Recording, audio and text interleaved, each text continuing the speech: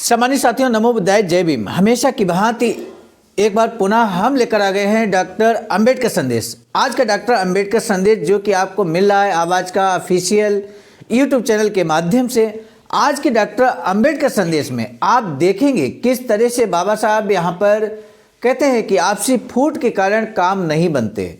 आखिर वो आपसी फूट समाज के बीच में, समाज के लोगों के बीच में किस कारण से होता है और बाबा साहब इस संबंध में क्या कुछ कहते हैं। आज के डॉक्टर अंबेडकर संदेश में हम लोग विस्तार से बात करेंगे। साथ ही साथ बाबा साहब अन्य धार्मिक मुद्दों को लेकर भी बहुत बड़ी बातें कहते हैं। क्या धार्मिक मुद्दे हैं, क्या धार्मिक बातें हैं, निश्चित रूप से आज हम इस डॉक्टर अंबेडकर संदेश में देखने वाले हैं।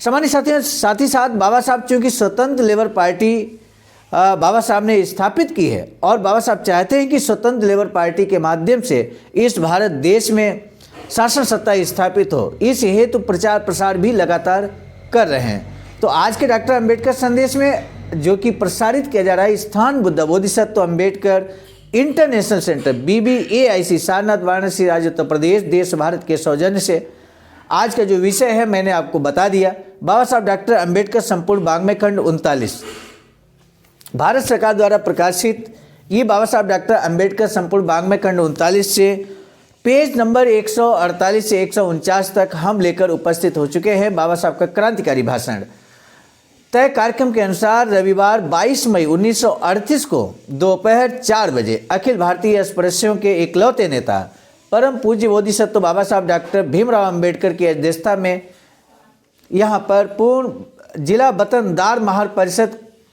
का दूसरा अधिवेशन संपन्न हुआ। बड़ी संख्या में श्रोता मौजूद थे। 1000 मीलों की यात्रा कर विधायक राज्य माने भोले पंचायत वरिष्ठ नेता रेवजी डगडू जी डोलस आदि के साथ डॉक्टर बाबा साहब अम्बेडकर आए हुए थे।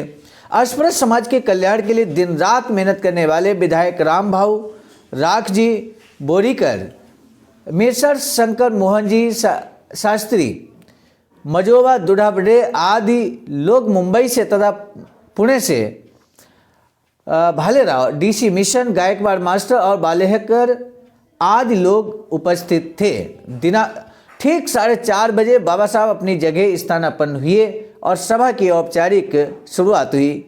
मातंग समाज के नेता कालोके और डॉक्टर बाबा साहब के सम्मान में गीत प्रस्तुत किया गया।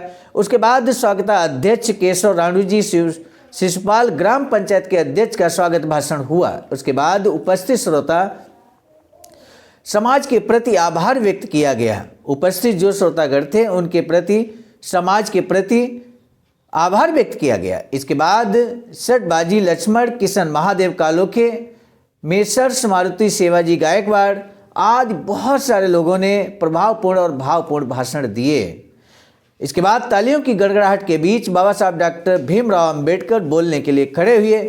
उस वक्त चारों तरफ जयकार की आवाज़ गूंज रही थी। डॉक्टर बाबा साहब ने अपने भाषण में कहा कि 1000 मीलों की यात्रा कर मैं इस परिषद में उपस्थित रहने आया हूँ। पुणे जिले के महार लोग अन्य सभी जिलों के महार लोगों से बेहद अव्यवस्थित हैं। सुना है कि मरे हुए जानवर का मांस खाते हैं और जूठन भी खाते हैं। उनमें हमेशा आपसी झगड़े चलते रहते हैं। इन्हीं झगड़ों के कारण उनका कोई काम ठीक से नहीं बनता। धर्म के प्रति उनमें पागलपन है। मेरा भगवान में बिल्कुल विश्वास नहीं है। भगवान और धर्म के नाम पर कई तरह के पागलपन चलते रहते हैं। एक बार मैंने अपने हिंदू मित्रों से शंकर भगवान की पिंडी के बारे में पूछा, वे कुछ बता नहीं सके। शिवलिंग क्या है इस बारे में यहाँ विस्तार से बताया नहीं जा सकता, वह केवल संभोग दृश्य है।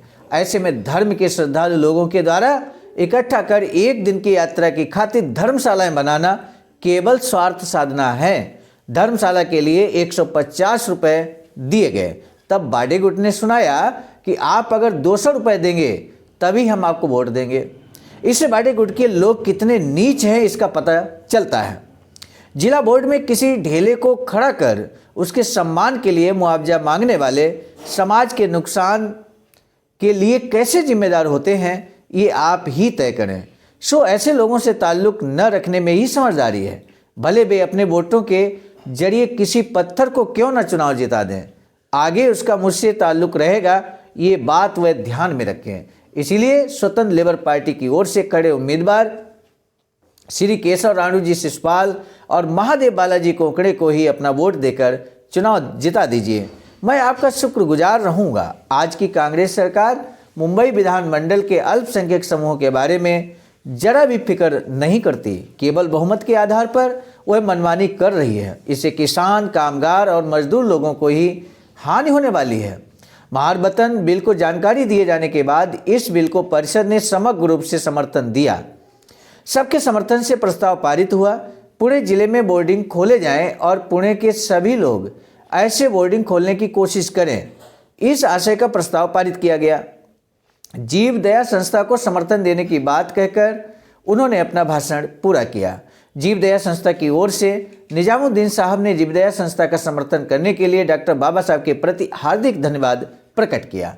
हर साल 4 आने देकर पृथक मजदूर पार्टी, स्वतंत्र लेबर पार्टी के सदस्य बनने की बात भी तय हुई।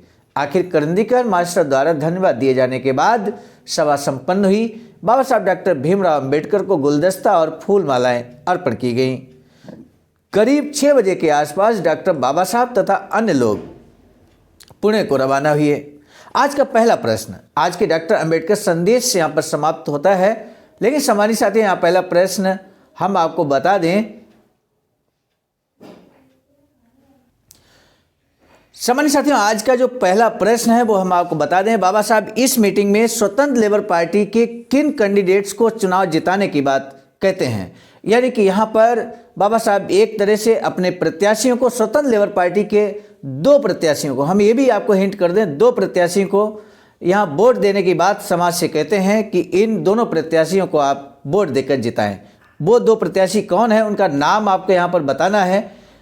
इसी प्रश्न का जवाब का इंतजार हमें बेसब्री से रहता है। निश्चित रूप से आप यदि अंत तक वीडियो को आपने ध्यान से वॉच किया है तो ये आंसर आप बहुत आसानी से दे सकेंगे।